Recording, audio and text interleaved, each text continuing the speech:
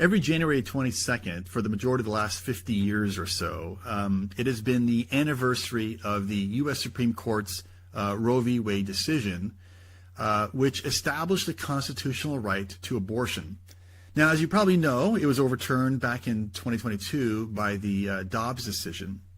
Now, for someone who's fought against abortion choice for the last 20 or so years, it's rather incredible for me to see Roe v. Wade overturned.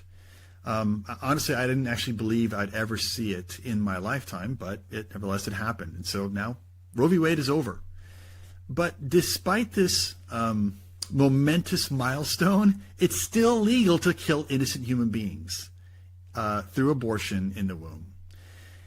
Now, I don't want to downplay what happened, of course. I mean, overturning Roe v. Wade was a major victory, and I don't want to minimize its significance because at least pro-life advocates have worked tirelessly for nearly 50 years to overturn Roe v. Wade. And they accomplished that. They overturned it, right? And so this victory is theirs. But it's important to understand that overturning Roe merely meant that there's no longer a constitutional right to abortion. So what the ruling didn't do is it didn't make abortion illegal. You know, women are still able to kill their unborn children in about 30 or so states today. Okay, which is where abortion remains still legal. And in fact, many companies even will provide their employees with a significant amount of money for them to be able to travel out of state to procure these abortions. Right? In other words, the Supreme Court ruling, Dobbs, doesn't do anything to make our laws in the United States consistent. And here's what I mean by the fact that the U.S. laws now are still inconsistent. Here's basically what it amounts to. Currently, it's illegal, listen carefully, it's illegal to kill a human being in every state of the Union. Strangely, though, those laws have exceptions when the human resides within the womb of a pregnant woman and she asks an abortionist to kill her child. So in other words, it's illegal to kill children unless the child is still in the womb and the mother asks a doctor to kill it. Then it's legal. So as you can see, our work as pro-lifers is far from complete, right? In fact, Roe's reversal has probably done a lot to just galvanize abortion choice advocates, right? And so they're going to just redouble their efforts to try to codify abortion into law. So therefore, pro-lifers can't rest, right? It's not like, okay, we're done now. There's a lot more to be done, but you might ask, well, what's there to be done? What can we do? Well, years ago, and this is long before Roe v. Wade was overturned, I proposed what I thought we needed to do to make abortion unthinkable, to overturn abortion, to either make it illegal or to just get it to stop. And I argued that we should take a three-pronged approach to addressing abortion. And I said we should address it personally, publicly, and politically. So remember it with the 3 Ps, right? Personally, publicly, and politically. In other words, now that Roe v. Wade has been overturned, what would I change about my advice? Would I change anything? And the answer is no, I wouldn't change anything. What we want is for the same protection that is provided to a 3-year-old child or a 3-month-old baby to be applied to a 3-month-old unborn human being. In other words, what we want is consistency. And in order to achieve that, I think we need to follow these 3 steps or fight in these 3 realms, right? Personally, publicly, and politically. So let's address each one really quickly. The first one, individuals must personally commit to not having an abortion themselves. Okay, so this is the personal component. If you're a pro-lifer, or if you're not, right, we have to personally commit to not have an abortion ourselves. Too many people who are attitudinally pro-life are behaviorally pro-life when it matters most. And so what ends up happening is they think their situation is different, and when they're in a bind, they succumb to the pressure to abort. In fact, if you look at Planned Parenthood's own data from their research division, what they say is approximately 13% of women who have abortions identify as evangelical Protestant. 17% identifies mainline Protestant, and 24% identifies Catholic. What that means is Christians are killing their own children. Christians are killing their own children. And obviously that's unacceptable, right?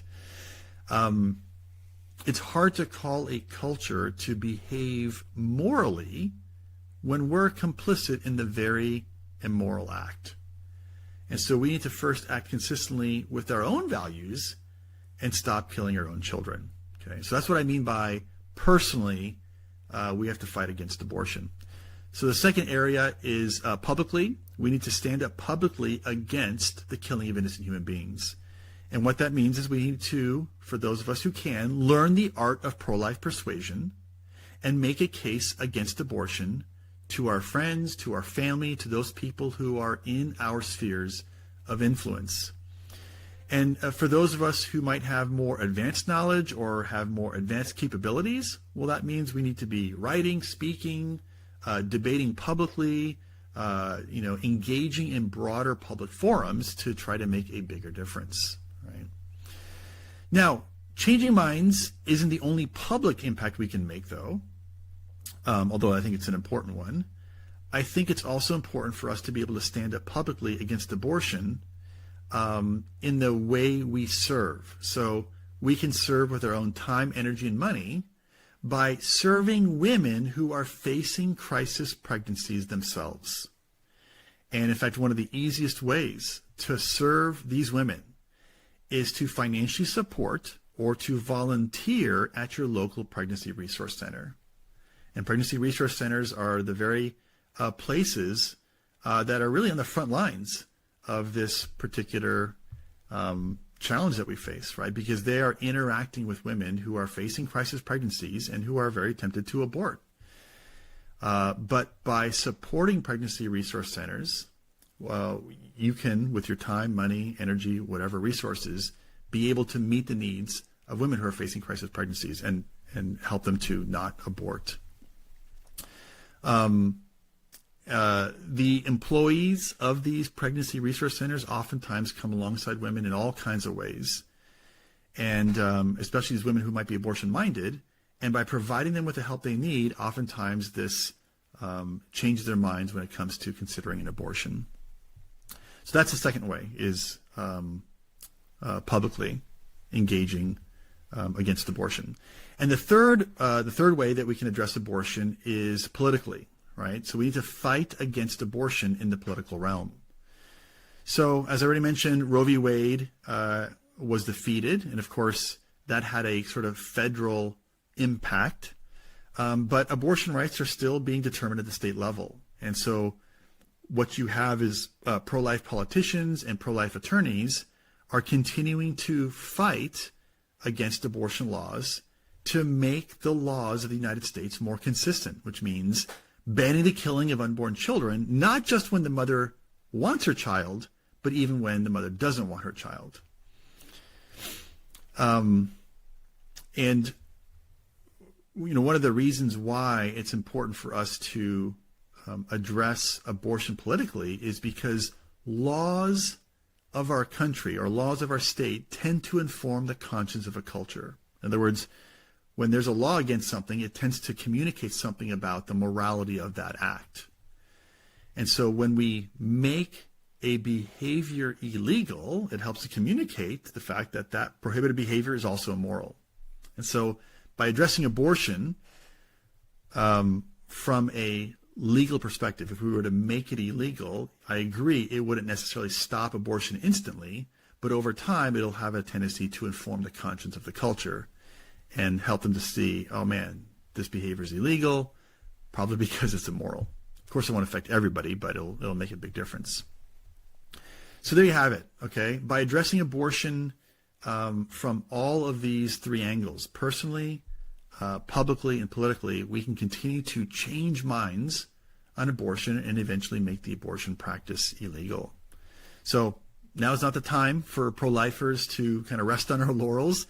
I know abortion choice advocates are not going to do that, right?